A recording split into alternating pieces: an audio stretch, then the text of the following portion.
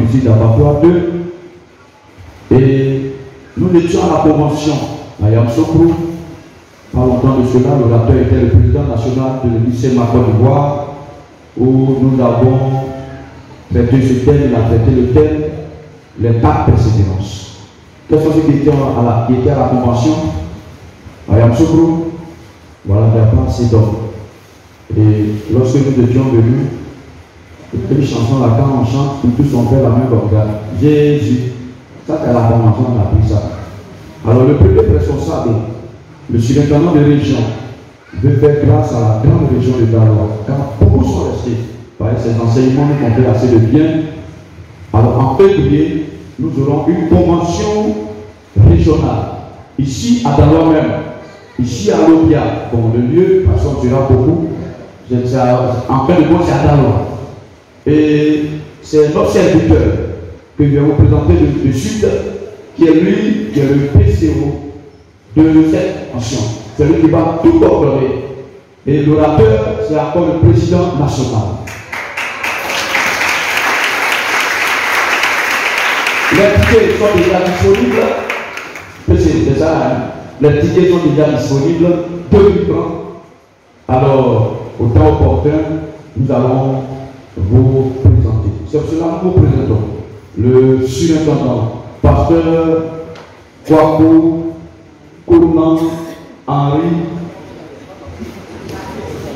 Kwame, veuillez préciser Henri Mathieu, sous le groupe de Bastien. Avec Tanguy. Veuillez préciser, alors c'est lui qui a la charge de nous donner la parole de Dieu ce matin. Merci beaucoup, pasteur. Vous avez raison. Je suis un grand serviteur de Dieu parce que je suis dans le détail.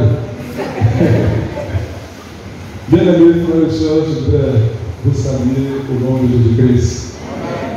Ce matin, que le Seigneur nous bénisse et dit merci au surintendant de région qui a eu confiance en nous pour que nous soyons là ce matin pour être en la chair. Merci au président du culte qui a pris la charge de l'église dans l'acte chapitre 2, verset 20. Vous convenez avec moi, ou du moins vous constatez avec moi que dans l'église, ce que nous voyons comme comportement dans le monde est en train de rentrer dans l'église. Dans le monde, on peut voir des habitudes qui sont catégoriquement contraires à la parole de Dieu. Et ces mêmes habitudes, quand on fouille bien dans nos églises, on voit ces habitudes ici. Par exemple, dans le monde, il y a la manière de parler aux autres. Dans l'église, on peut constater cela aussi. Dans le monde, on voit que les gens se retrouvent en de petits groupes pour décider des choses contre telle personne, contre tel autre groupe. À l'église, quand on sonne, on voit aussi cela. Dans le monde, on peut voir des gens qui s'habillent très bien. Par contre, dans le monde, il y a d'autres jeunes filles qui s'habillent très mal. Et si on fouille bien dans nos églises, on peut voir des fidèles qui s'habillent aussi mal. Et les soeurs, tu me crois, c'est pourquoi tu dois saluer, même tu fais comme ça, bonjour. Le frère, tu le vois, au moins tu t'en rends c'est lui, toi-même tu es étonné. Tu tournes les jeux. Le caleçon qu'on voit caché est maintenant au bureau.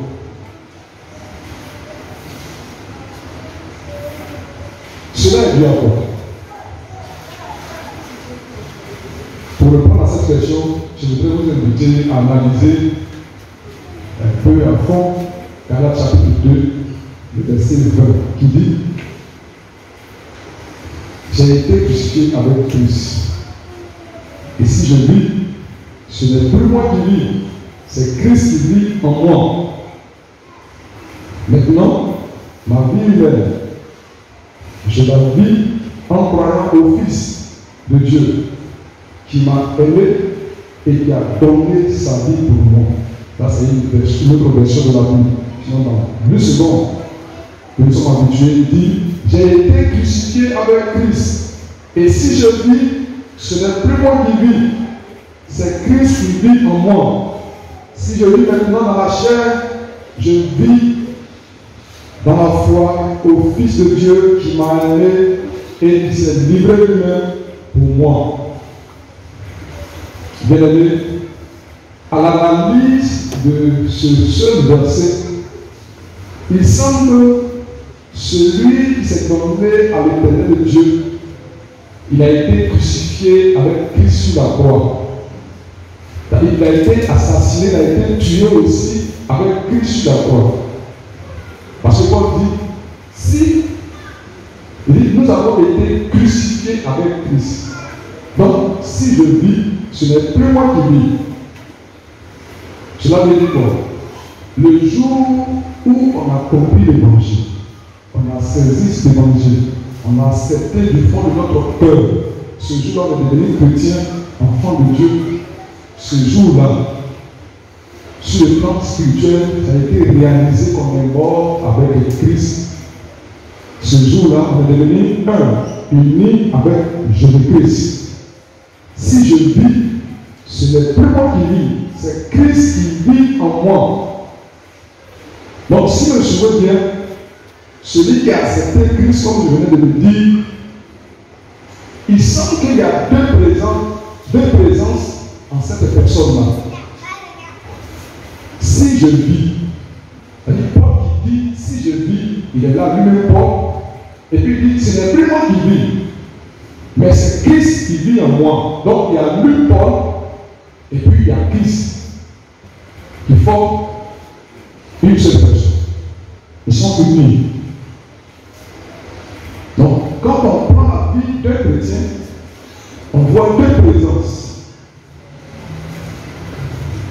Celle de Jésus-Christ, qui nous pousse, qui nous amène à faire sa volonté, qui nous amène à marcher selon la parole de Dieu. Et puis, il y a celle de nous-mêmes qui nous pousse à faire notre propre volonté. Et comme le même Paul le dit, ces propres volontés qui sont en nous-mêmes sont contraires à la volonté du Saint-Esprit.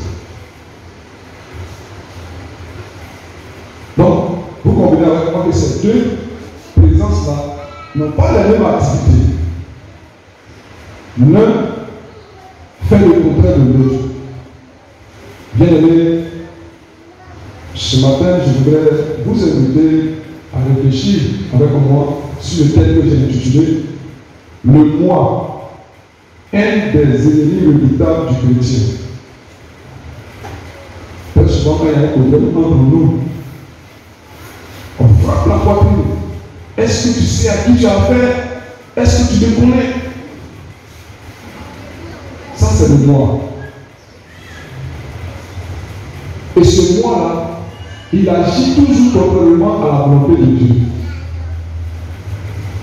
Et dans ce message, notre attente est qu'à la fin, chacun de nous accepte que Christ règne sur sa vie, que Christ soit sur le trône de son cœur, de sa vie, que Christ soit le roi de sa vie. Et pour cela, nous allons prier. Tu vas demander à Dieu de te disposer, d'ouvrir les portes de l'entendement de ton cœur pour que tu puisses accepter la portée de ce message et te donner la force de mettre cela en pratique au nom de Jésus-Christ. Est-ce qu'on peut ensemble prier le Seigneur?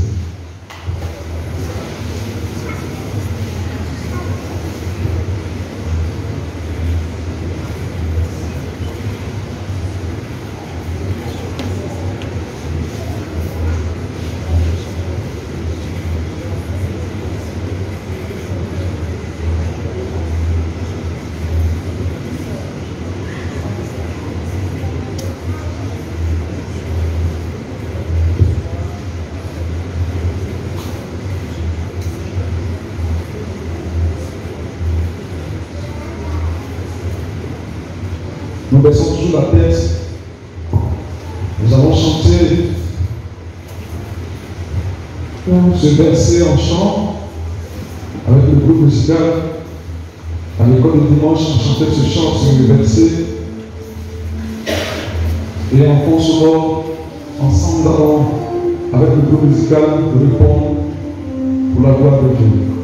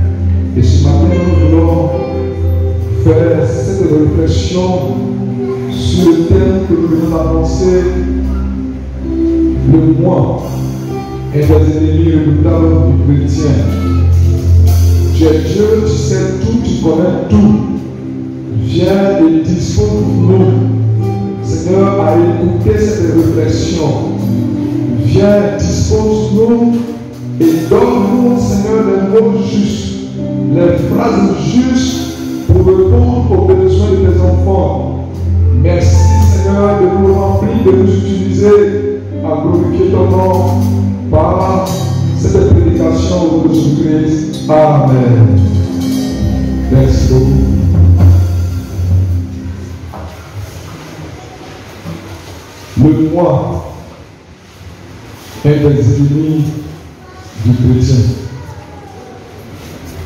Avant d'aller plus loin,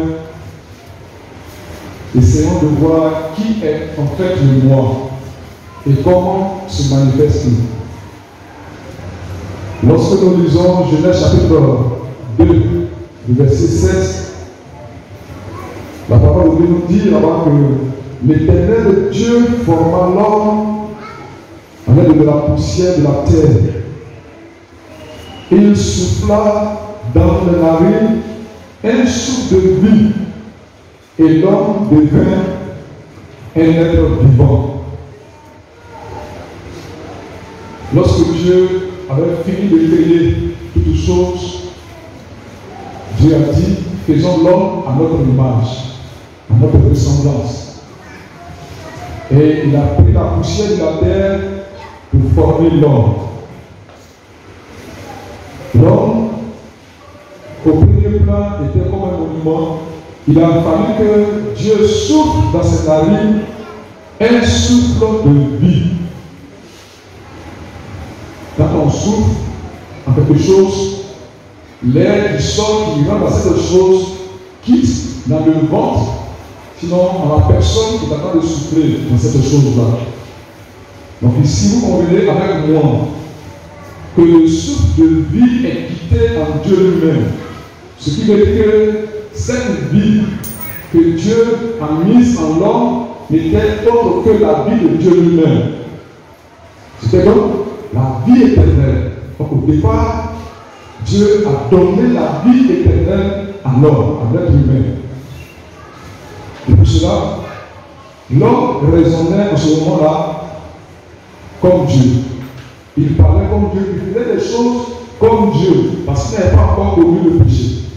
Malheureusement, quand vous avancez dans la lecture du livre de Genèse, précisément au chapitre 3, à partir du verset 1 à 6, vous allez voir que l'homme a été visité par le diable, qui s'est incarné dans le serpent, et il a réussi à tromper l'homme. L'homme a choisi son destin en main en rejetant la parole de Dieu et en obéissant à la voix du diable. Ce jour-là, l'homme a désobéi à Dieu. Et ce jour a été la chute de l'être humain.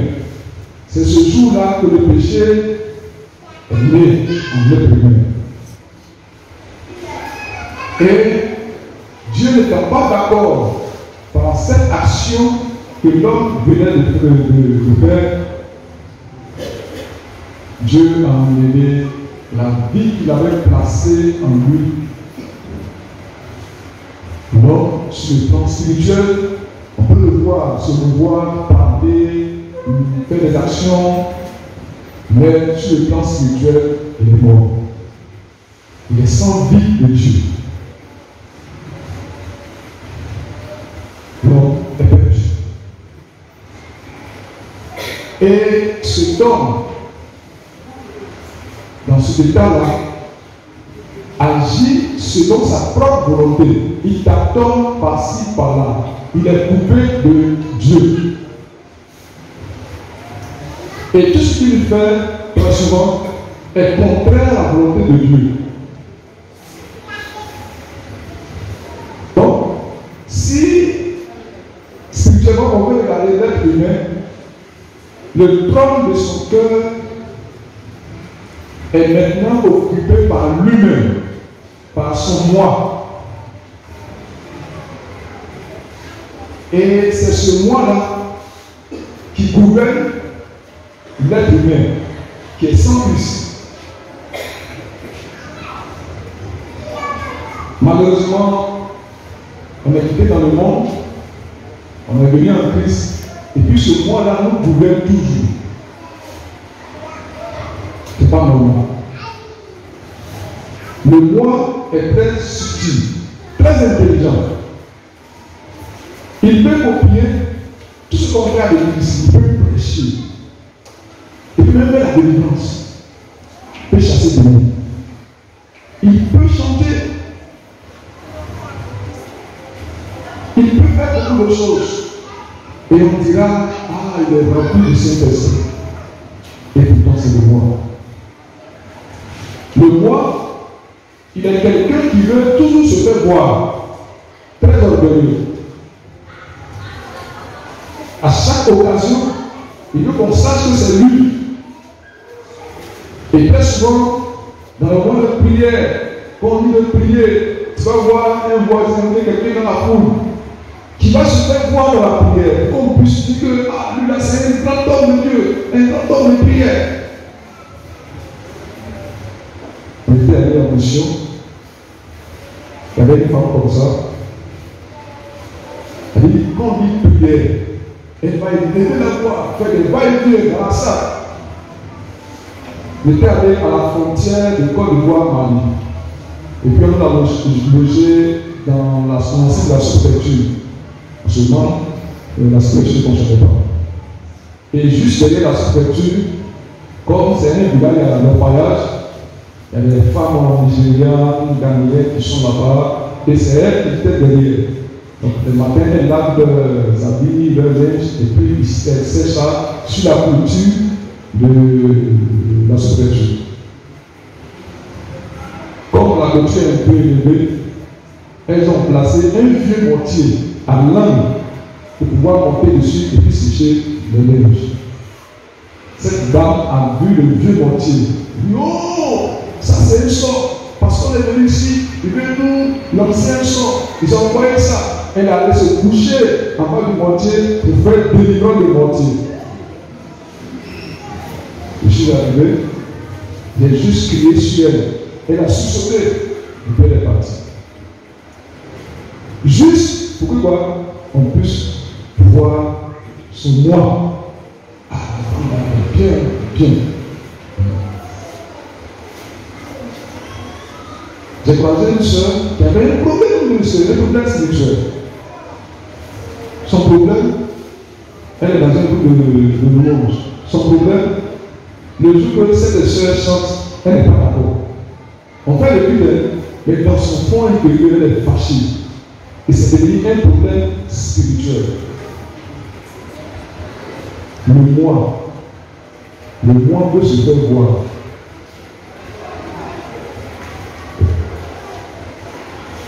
D'abord, celui qui est sans la vie de Christ, il est toujours dirigé par ce moi-là. Ce moi, comme je l'ai dit un peu plus haut, il est très subtil.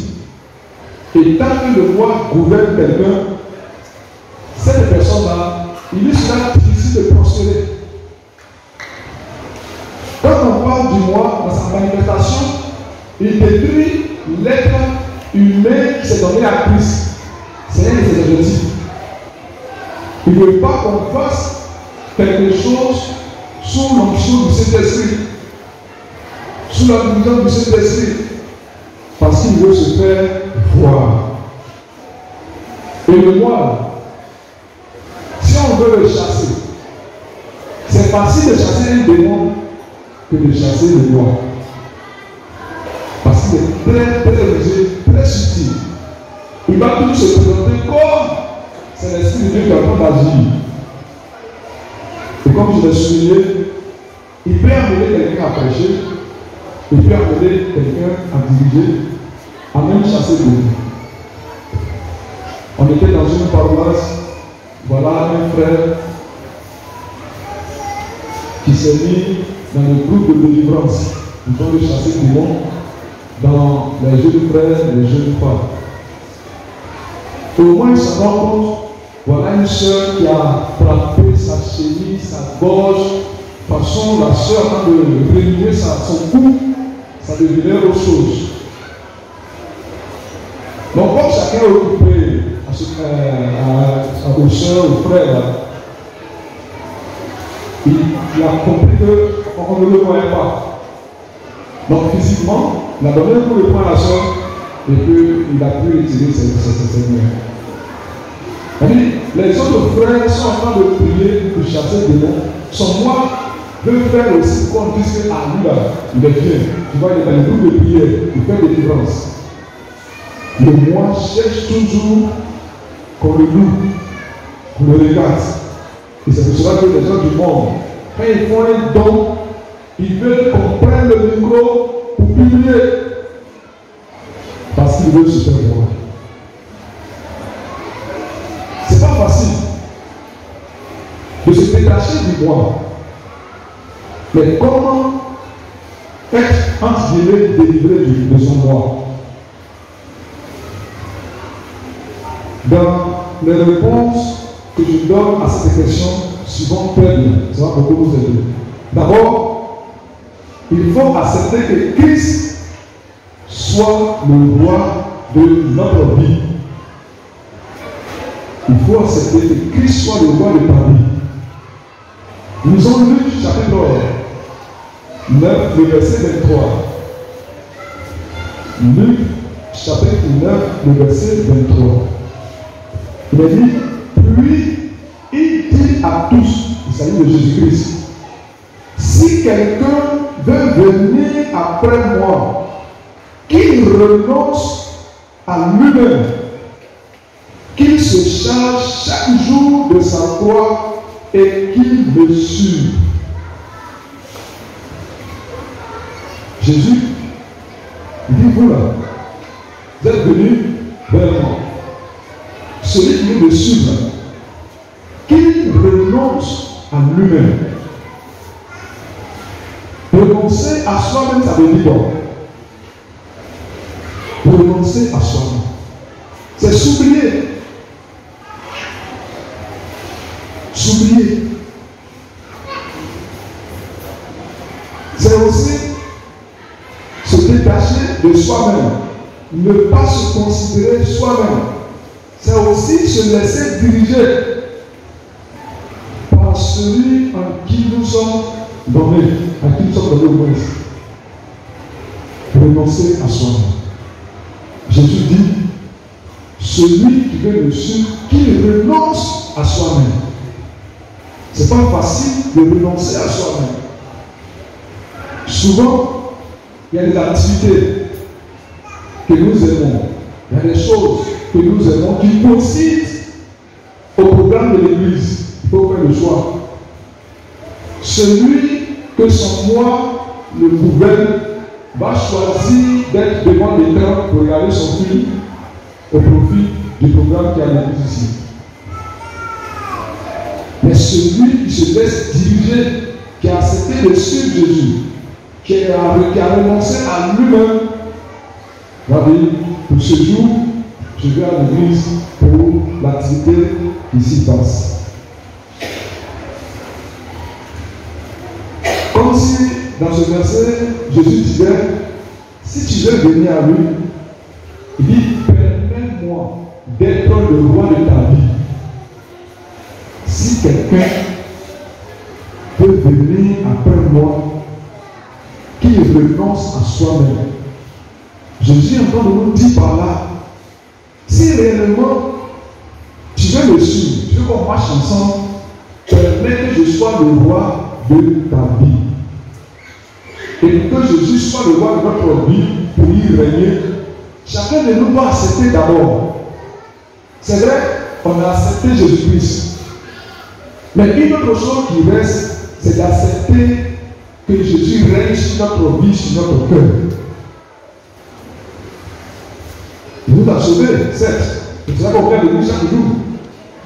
Mais une autre chose reste, accepter que Jésus règne sur notre vie. Et ça va empêcher le moi de nous diriger.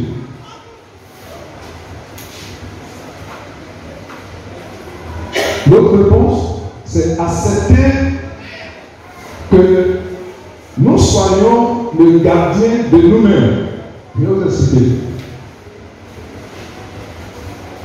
Pour que le moi ne nous gouverne pas, il faudrait que tu acceptes d'être le gardien de toi-même. Lisons 1 Corinthiens chapitre 6, le verset 19. 1 Corinthiens chapitre 6, le verset 19. Il dit, ne savez-vous pas que votre corps est le temple du Saint-Esprit qui est en vous, que vous avez reçu de Dieu et que vous ne vous appartenez point à vous-même. Je ne sais pas si vous cherchez de l'église encore. Ne savez-vous pas que votre corps est le temple du Saint-Esprit qui est en vous, que vous avez reçu de Dieu et que vous ne vous appartenez point à vous-même? Si on essaie d'analyser de près ce verset, on verra dans ce verset qu'il semble le chrétien en qui le Saint-Esprit habite, ça veut dire devient simplement un vigile de lui-même. C'est-à-dire, le jour où on s'est donné à Dieu, Dieu est venu habiter en nous en esprit. Notre corps est devenu la maison de l'Esprit de Dieu. C'est lui qui habite là. Nous sommes simplement un gardien, des gardiens de nous-mêmes, notre corps. C'est ça qu'il dit, nous devenons des vigiles. Regardez, quand on va au commerce, ou bien quelque part, vous allez voir les vigiles qui sont devant les banques, devant les grands magasins. Ils font quoi? Ils sont là pour garder ces maisons-là, pour ne pas qu'un impur rentre dans cette maison. Est-ce qu'il y a des vigiles ici? Pas de vigile. Mais c'est leur rôle. C'est pas facile d'être vigile. La nuit où nous on dort, ils sont là-bas pour garder ces maisons. Garde à eux. Si ça va casser, ils sont les premières personnes qu'on va les mettre en prison. On va d'abord les interroger. Et ces vigiles, la nuit ils sont là, dans la journée ils sont là. Mais ils n'ont pas le droit de s'introduire dans ces maisons, dans ces magasins, dans ces banques pour faire quoi que ce soit. Pourquoi? Ce n'est pas leur maison. Et ils sont là pour garder. Depuis que Christ, nous avons accepté Christ, notre corps est devenu le temple du Saint-Esprit. Nous ne devons en aucun cas permettre que quelque chose contraire à sa volonté s'introduise dans ce corps qui est le temple du Saint-Esprit. Nous ne devons en aucun cas permettre à qui que ce soit produire sa volonté dans ce corps qui est le temple du Saint-Esprit. Si nous comprenons que notre corps est le temple du Saint-Esprit, en principe, c'est lui qui doit se manifester en nous, parce que c'est sa maison désormais. Malheureusement, le moi est là. Le moi nous conduit toujours. Le moi nous dirige toujours. Le moi nous empêche de faire la volonté de Dieu. Bien-aimés frères et sœurs, que le Seigneur nous aide à comprendre ces choses cachées que Dieu nous révèle. Comment se détacher du monde? Il faut aussi réaliser que nous sommes morts avec Christ, comme Paul l'a dit dans le Galates chapitre 2, le verset 20 que nous avons utilisé comme verset 2. Il dit, j'ai été crucifié avec Christ. Et si je vis, ce n'est plus moi qui vis, c'est Christ qui vit en moi. Alléluia. En principe, si on comprend ce verset, toutefois qu'on verra la croix de Jésus, on ne dira pas la croix de Jésus, on dira notre croix. Parce qu'on a été ensemble crucifiés avec Christ. Quand on dit quelqu'un est mort, par exemple, on a parlé de papa Jérémie, c'est funérailles, c'est parce qu'il est mort. Le Dieu là, il fait des délivrances, il a 100 des prières. À Bidon, en Sakara, et puis ici. Mais actuellement, si un démon se présente là où il est couché, il ne peut plus rien faire. Parce que quoi?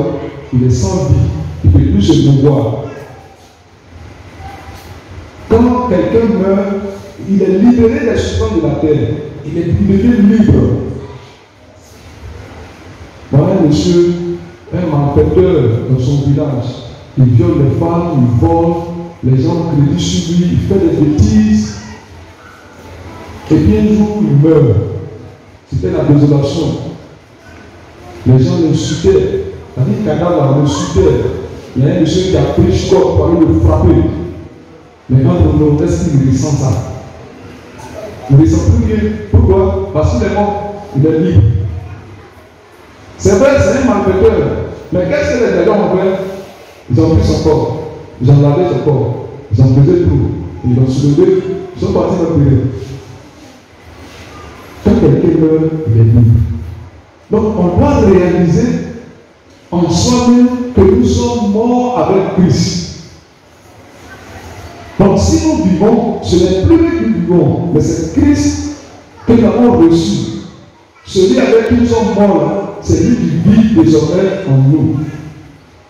Si on réalise ainsi, le moi ne peut plus nous gouverner. Chaque fois il vient, il chante dans notre oreille, il nous donne des ordres. Fais ceci, fais cela, fais ceci, fais cela. Si on réalise qu'il a été crucifié sur la croix, que désormais nous sommes avec Christ, c'est lui qui règne en nous, il ne peut plus avoir le pouvoir sur nous.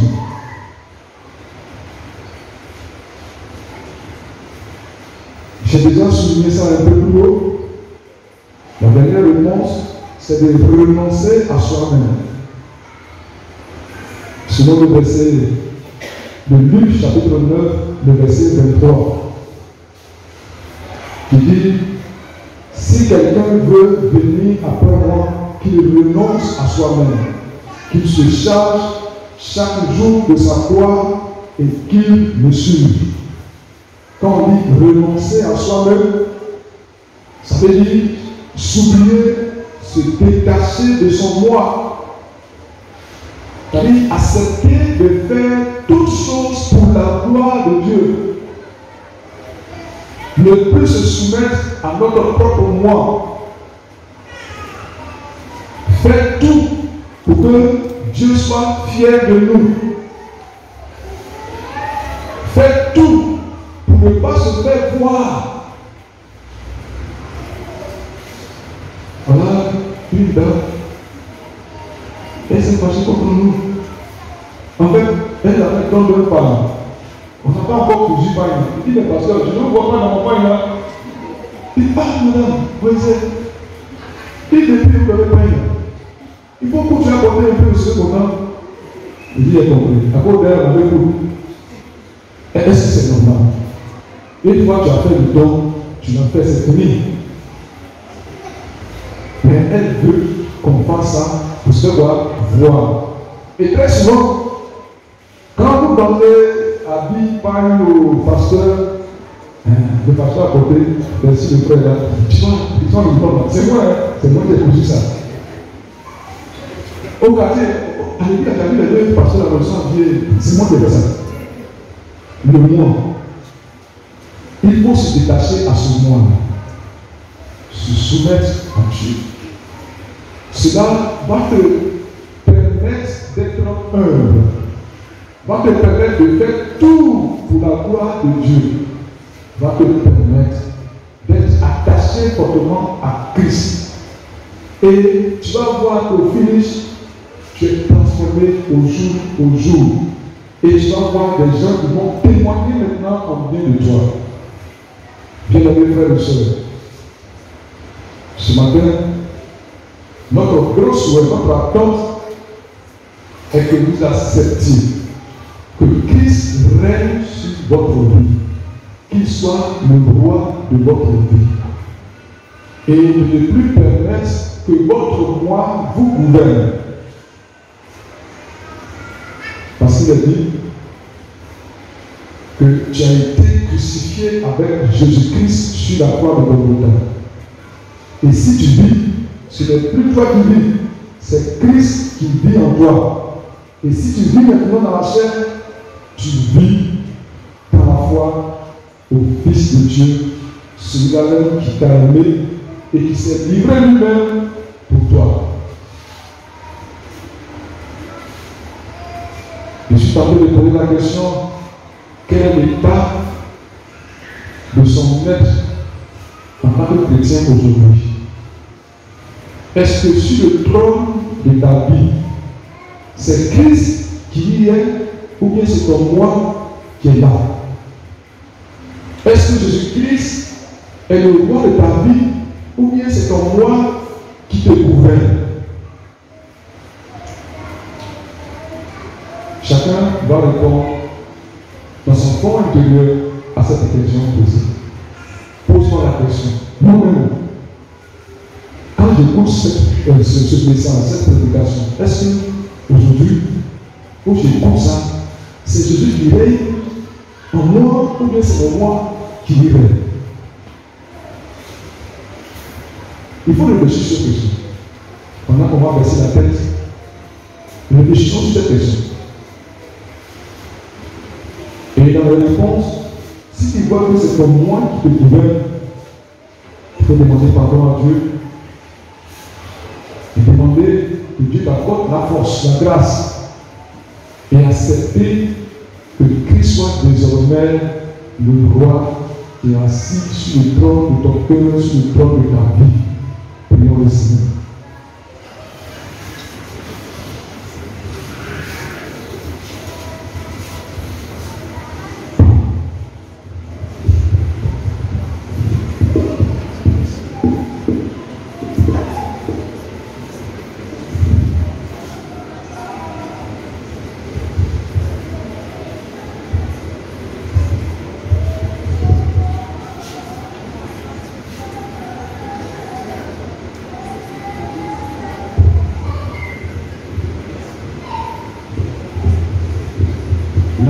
Dieu, nous voulons te dire merci.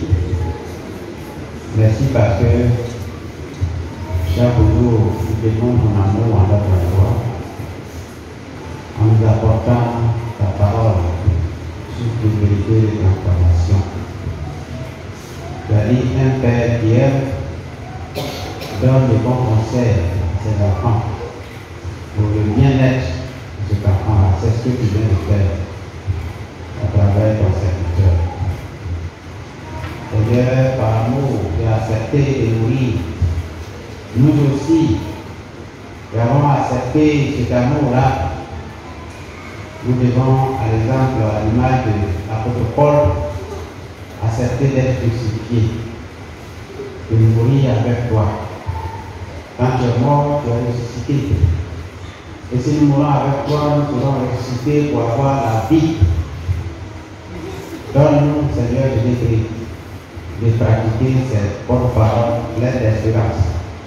Continue de remplir ton serviteur, de l'utiliser partout où il sera, pour prêcher cette bonne nouvelle à toutes les nations, pour qu'ils puissent avoir la vie et le salut que tu nous as donné gratuitement. Permets que nous puissions persévérer.